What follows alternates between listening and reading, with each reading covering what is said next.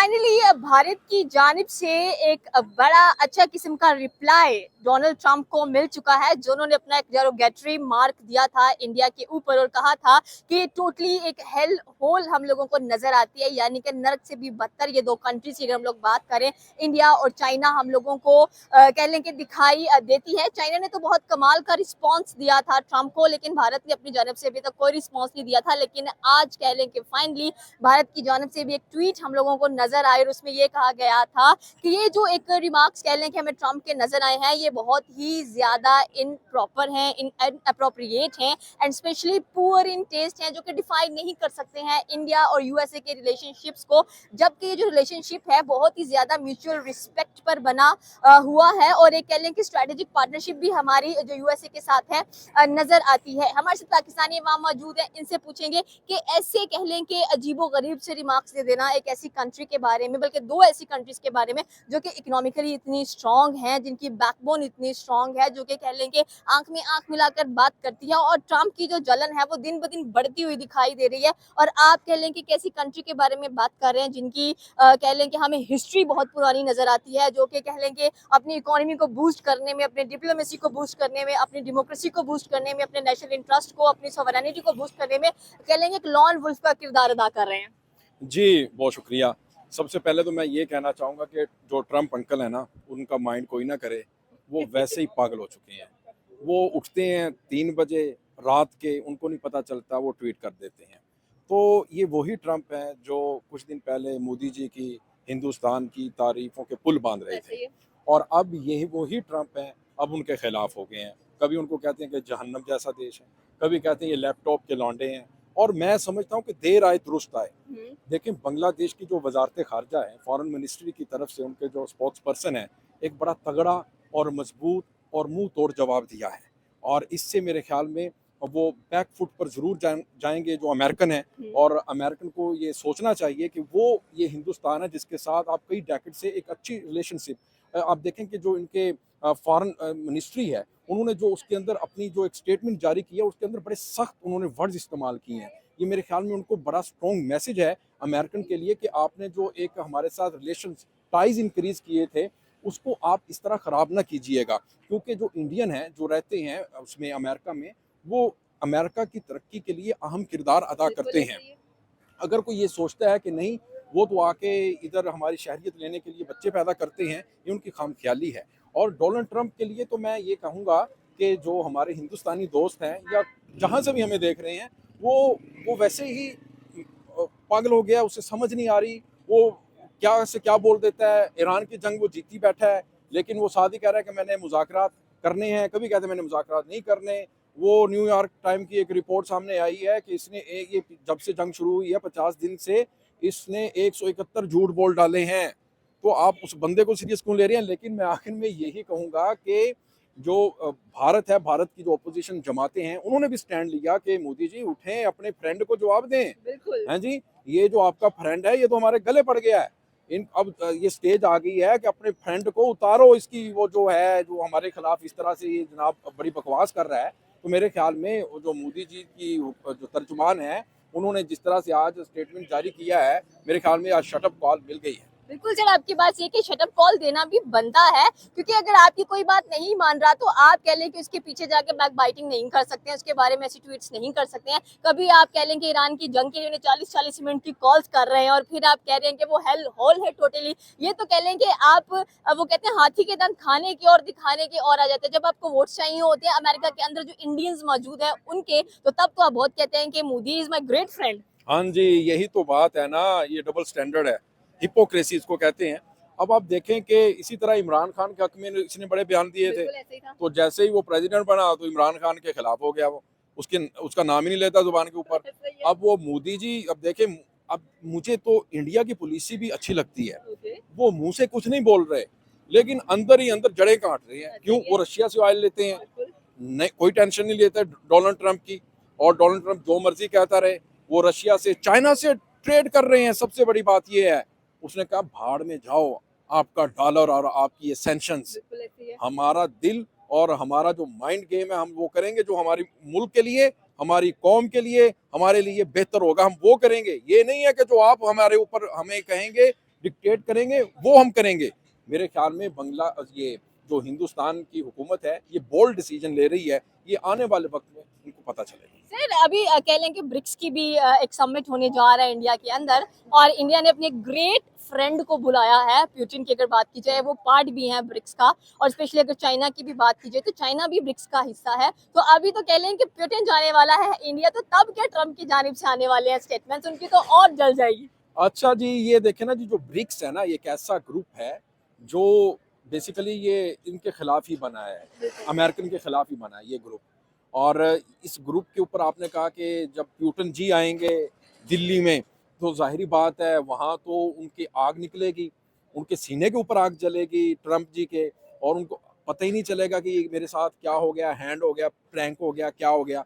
मेरे ख्याल में जो नरेंद्र मोदी है वो अपने मुल्क के लिए, अपनी कौम के लिए जो उसको बेहतर लगता है वो कर रहा है। अब देखें ब्रिक्स जैसे बड़े ब्लॉक का वो हिस्सा बन रहा है, और फिर पुतिन के साथ अच्छे रिलेशंस हैं, फिर आप बीजिंग के साथ वो अच्छे रिलेशंस कर रहा है। वो ये नहीं टेंशन ले रहा कि अमेरिका क्या कहेगा, वो ये टेंशन नहीं ले रहा कि यूरोपीय यूनियन की तरफ से क्या हमारे ऊपर दबाव आएगा। वो ये फैसले कर रहा है कि हमारे लिए क्या बेहतर है, हिंदुस्तान के लिए क्या बेहतर है, वो इसके ऊपर कर रहे हैं। सर आपने यूरोपियन यूनियन की बात की है, तो ट्रम्प ने तो उनको भी सख्त कहा था कि आपने ऑयल नहीं खरीदना, कह लें कि इंडिया से, और जो उनकी रिफाइनरी थी नायरा उसको तो बिल्कुल ही बैन करने की बातें हो रही थी। लेकिन अब यूरोपियन यूनियन ने भी अपना कह लें कि स्टांस बदल दिया। उन्होंने कहा कि ट्रम्प बाढ़ में जाए, हम ऑयल लाजमी ही लेंगे इंडिया से। एंड रशिया, डेफिनेटली सी बात है, हमेशा इंडिया को कह लें कि जितना सस्ता हो सकता है उतना सस्ता तेल मिलता है। एंड स्पेशली अगर हम लोग इंडियन करेंसी की बात करें तो वो भी ब्रिक्स में इस्तेमाल होने वाली है, डॉलर गया। और स्पेशली अगर हम लोग यहाँ पर ईरान की बात करें, स्ट्रेट ऑफ हॉर्मुज़ की बात करें, तो वहां पर भी डॉलर खत्म हो रहे हैं, युआन में लोग परचेज करने का सोच रहे हैं। जी हाँ, बिल्कुल ठीक कह रही हैं कि देखें अब यूरोपीय यूनियन हो, आप उसमें देखें जो इटली है और फ्रांस, वो तो खड़े हो गए हैं सीसा पलाई की दीवार की तरह ट्रम्प के आगे, और ट्रम्प को लाजवाब कर दिया है। ट्रम्प तो रात को अपना गला यूं करके वो अंकल ट्रम्प फाड़ देते हैं, और सुबह जब वो आते हैं तो ऑफिस में लोग कहते हैं क्या हुआ अंकल जी, आप पानी पिए, ठंडा बड़े बड़े सांस लें। लेकिन ट्रम्प को, चाचे को नहीं पता चलता, चाचा आता है ट्वीट ठोक देता है कभी हिंदुस्तान के खिलाफ। अब थोड़ी देर पहले इसको और ट्वीट भी आ गया है, वो भी आप अपने नाजरीन को बता दें ना कि उसने कहा है कि मैं अब इंडिया का विजिट करूंगा।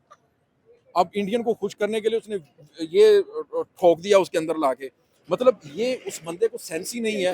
वो उसके जो नफ्सियात के डॉक्टर हैं वो कह रहे हैं कि ये बंदा पागल हो चुका है, इसको हटाओ कुर्सी से। 25 इयर्स ट्रेड रिलेशनशिप है इंडिया का यूएसए के साथ। आप बुश की बात कर लें, आप ओबामा की बात कर लें, आप बाइडेन की बात कर लें, सब ने बरकरार रखी है इंडिया के साथ अपना ये जो रिलेशनशिप है। बट ट्रम्प ने इसको बिगाड़ने में कोई कसर नहीं छोड़ी। भी रिसेंटली कह लें कि जो पहलगाम में अटैक हुआ था इंडिया के, वहां पर इनके खुद के जो सेक्रेटरी हैं उन्होंने बहुत बड़ा कह लें कि एक किस्म का ट्रिब्यूट दिया और कहा कि हम कंडेम करते हैं पहलगाम के अटैक को। तो फिर इनको कौन से दौरे पड़ते रहते हैं, आखिरकार इनको प्रॉब्लम क्या है कि आपके खुद के बिजनेसेस भी अमेरिका में नजर आते हैं, रशिया में भी नजर आते हैं। असल में इनकी ये रिसेंट जो धुलाई हुई है ना, ठुकाई प्लस धुलाई, और ये ऐतिहासिक जो इनको कटाई हुई है इनकी ईरानियों के हाथों, उसके बाद ये लोग इतने ज़्यादा अंदर से फ्रस्ट्रेशन है इनके, ये बता नहीं सकते किसी को। फिर उन्होंने अपनी जो फ्रस्ट्रेशन है वो ट्वीट के ज़रिए निकालनी है। अब देखें जो रिलेशंस की आप बात कर रही हैं इंडिया के साथ,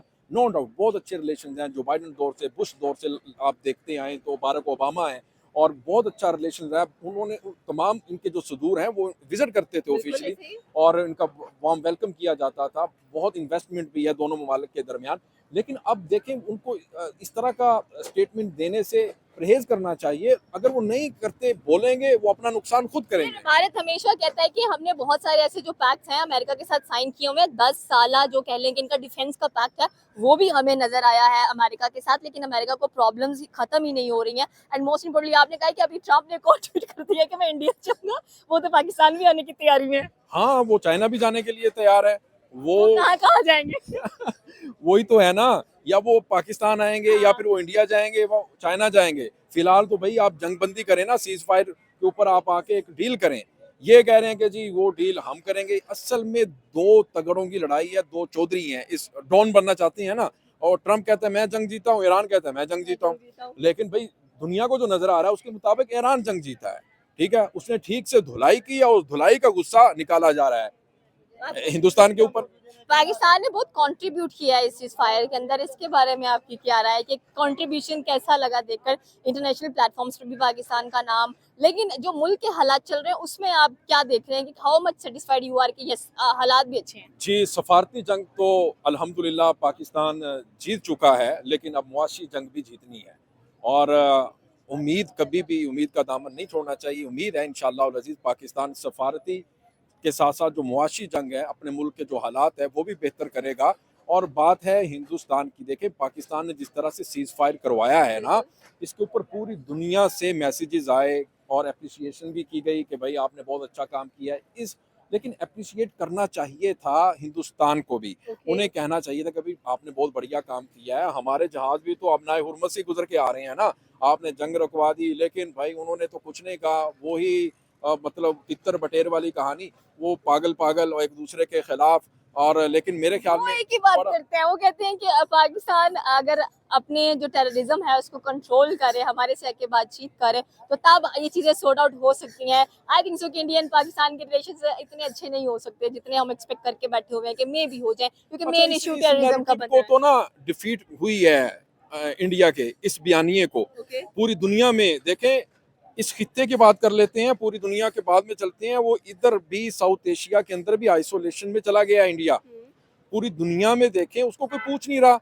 पाकिस्तान के चर्चे हो रहे हैं हर जगह और पाकिस्तान का नाम लिया जा रहा है। दुनिया की नजरें इस्लामाबाद पीस टॉक के ऊपर हैं। और वो मतलब किस तरह वो तो अलग थलग हो चुके हैं, वो तो आइसोलेशन में चले गए हैं इंडियन। उनको तो ये मतलब ये बीमारी है एक बहुत बड़ी, उनको लग चुकी है। और इससे बाहर निकलने के लिए बहुत वक्त दरकार होगा। जो वो कहते हैं ना ये दहशतगर्द है यानी पाकिस्तानी, ये पाकिस्तान, हम इसके साथ बात नहीं करेंगे।